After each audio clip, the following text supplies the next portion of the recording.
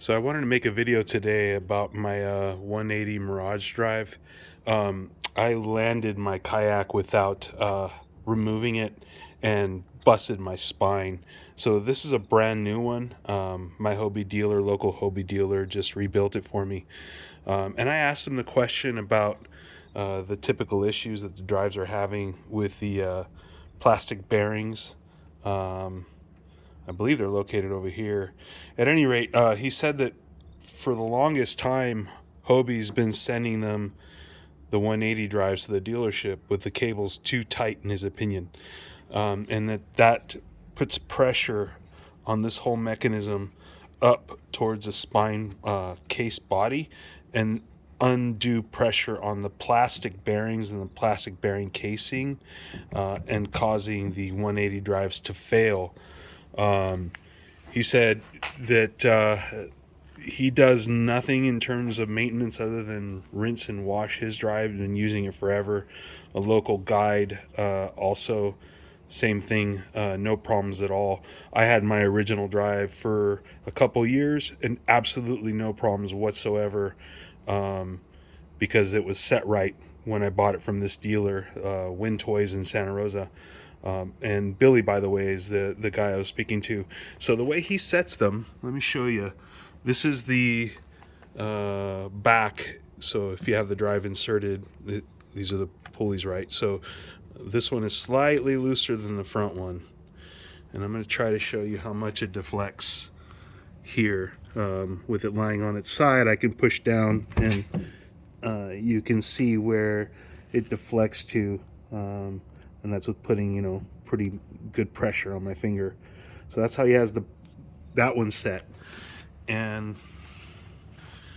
this one over here in the front deflects less.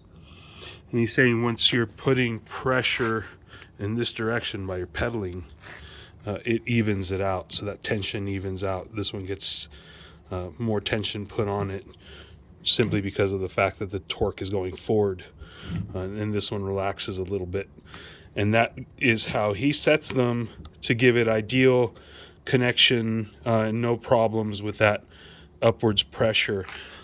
He said that the old drives used to have problems with chain slip, and that the new drives have let me see if I can show you. Okay, good.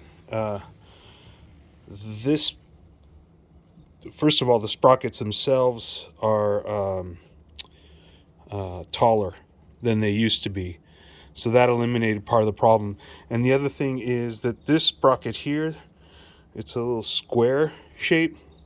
The chain is pressed into that spot.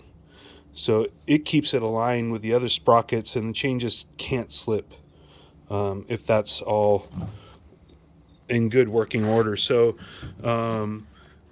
that gives you some forgiveness with regards to the tension, because that problem has been eliminated simply by that little engineering change.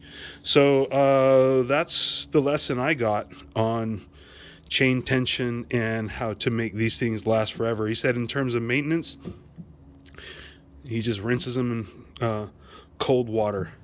I mean, not cold, fresh water when he gets home. And that's it. No oil of any kind at all on his. I didn't lubricate this one, before I busted it. Oh, and one more thing, setting this a little loose gives you some play here between the two elephant ears. But he said don't worry about that, because you're not torquing it laterally, you're torquing it forward and back. So that's not even noticeable, and I hadn't noticed it before that anyways. He just mentioned it.